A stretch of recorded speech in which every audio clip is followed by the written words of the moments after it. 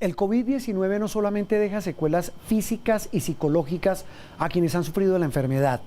Factores como el encierro y los problemas sociales y económicos que ha dejado la pandemia activan la depresión y la ansiedad. Para hablar de estos temas me acompaña esta noche la doctora Fernanda Hernández. Doctora, buenas noches. Juan Roberto, buenas noches. Quiero compartir un dato para dar inicio a esta nueva entrega de El Proyecto Es Colombia sobre la salud mental en el país.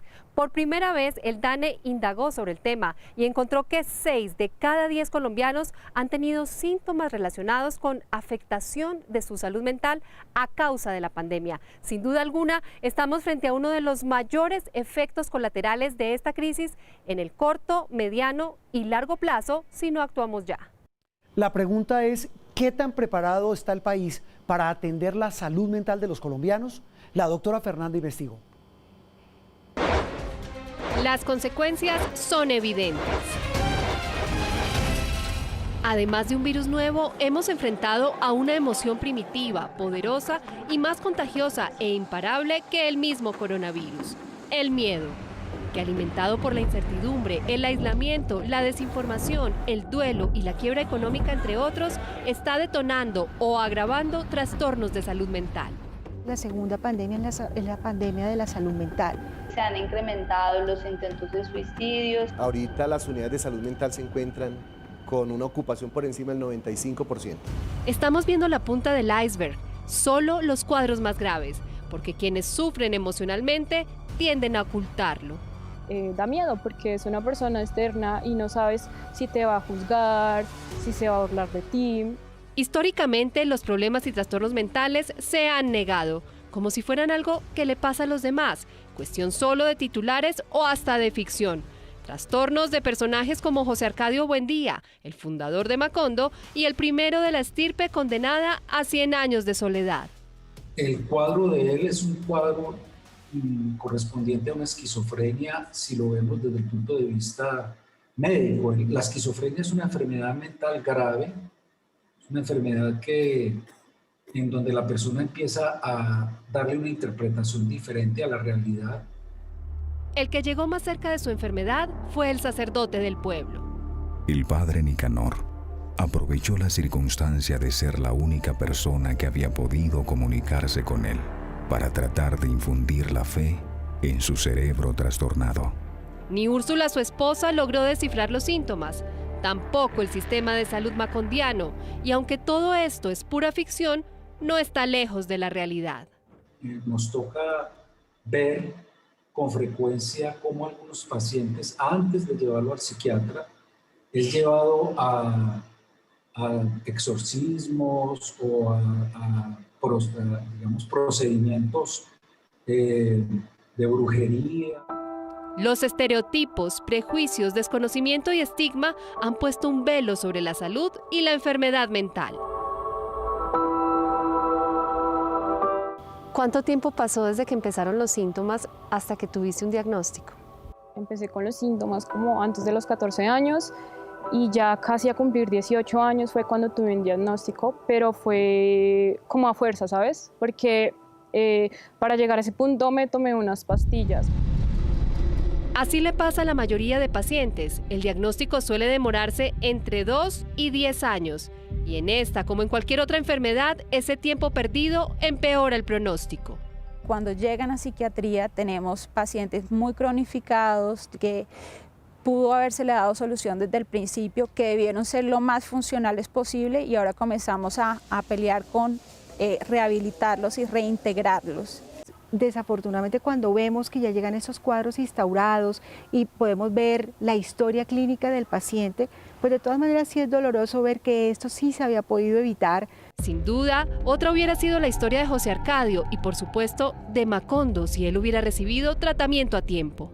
Hubiera podido volver a sus ideas, digamos, centradas en la realidad, hubiera podido tener una vida congruente, digamos, con su entorno social. Programas de promoción de la salud mental desde la infancia y de prevención, tratamiento y rehabilitación de la enfermedad mental pueden evitar la enorme carga individual, familiar, social y financiera. Pero una cosa es lo que se debe hacer y otra la que se está haciendo. Nosotros tenemos una atención primaria en salud mental triste, pobre. Hay que darle un enfoque más comunitario a la salud mental, donde se dé integralidad al paciente y no esperar a que nos lleguen los intentos de suicidio para poner el remedio.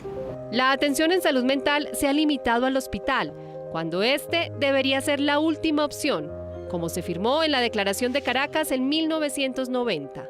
Que la atención psiquiátrica convencional no permite alcanzar los objetivos compatibles con una atención comunitaria, descentralizada, participativa, integral, continua y preventiva. Incluso en ese enfoque miope y tardío de la atención hospitalaria de la enfermedad mental, estamos fallando. Si revisamos, por ejemplo, los datos del 2019 del RIPS, encontramos que solamente el 10% de los adultos con algún trastorno mental y el 16% de los adolescentes fueron atendidos de manera efectiva en el sistema de salud. Me ha sido imposible tener una psicoterapia normal, porque incluso cuando ha llegado como el día de la cita, ha sido cancelada. Esto no debería pasar, entre otras porque después de muchas políticas, sentencias, resoluciones y decretos y con las mejores intenciones, en el año 2013 se promulgó una amplia y completa ley de salud mental. Es una hermosa ley, pero ¿quién la cuida? ¿Dónde está la obligatoriedad? ¿Dónde están sus reglamentaciones? No las tenemos. Ve uno con el retrovisor y estamos igual, no hemos tenido ningún impacto. En el papel, el paciente tiene 16 derechos, pero en la realidad, el triple de obstáculos. Por ejemplo, en que los planes complementarios, las pólizas de salud no reconocen los intentos de suicidio como parte de una enfermedad, sino algo voluntario, y no son cubiertos. ¿Les sorprende?